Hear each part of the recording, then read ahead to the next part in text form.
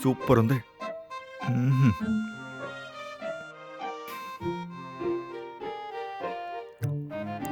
ఎంత బాగుంది.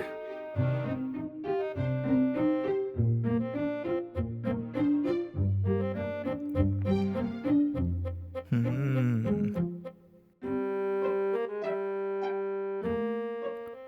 Madam madam ఆ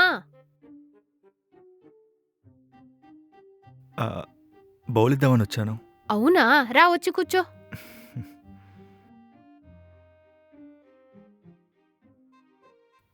ఇదిగోండి మేడం. అదంతా సరే, నా బిర్యానీ ఎలా ఉందని ఇంకా చెప్పలేదు. మేడం, మీరు చెప్తే నమ్ముతారో లేదో, నా లైఫ్లో ఇంతకుముందు ఇలాంటి బిర్యానీ ఎప్పుడూ తినలేదు. చాలా బాగుంది. అరే, ఏంటయ్యా అలా చెప్తున్నావ్? అవును మేడం, బిర్యానీ అంటే ఇలా ఉండాలి. ఏం టేస్ట్! ఒక్క నిమిషంలో మొత్తం బిర్యానీ తినేసానంటే నమ్మండి. మొత్తం తిన్నావా? నిజంగా చెప్తున్నావా? అర్రే, దీనిలో అబద్ధం చెప్పడానికి ఏముంది మేడం? మీ చేతి బిర్యానీ రోజూ తినాలి. ఓ అవునా, మ్మ్. నువ్వు చాలా ఎదురు చూస్తున్నావు. కానీ నేను రోజు నీకు బిర్యానీ చేసి పెట్టలేను. కావాలంటే వీక్లీ వన్స్ సండే మాత్రం చేసి పెడతాను, ఓకేనా? మీరు చేసిచ్చిన బిర్యానీ ఒక్కరోజు తింటే 100 రోజులు తిన్నట్టే.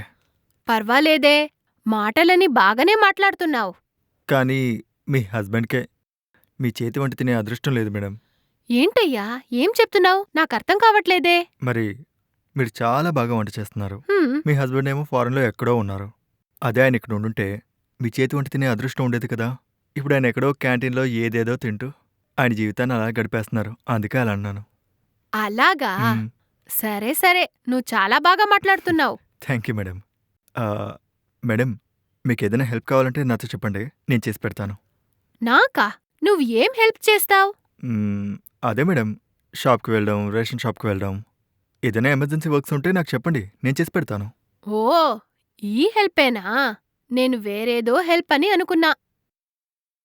మ్మ్, వేరే అంటే? వేరే ఏం లేదని అర్థం. సరే సరే, నాకిప్పుడు చాలా టయర్డ్గా ఉంది, పడుకోవాలి. సరే మేడం, నన్ను ఇక్కడి నుంచి వెళ్ళమని ఇండైరెక్ట్గా చెప్పారు కదా.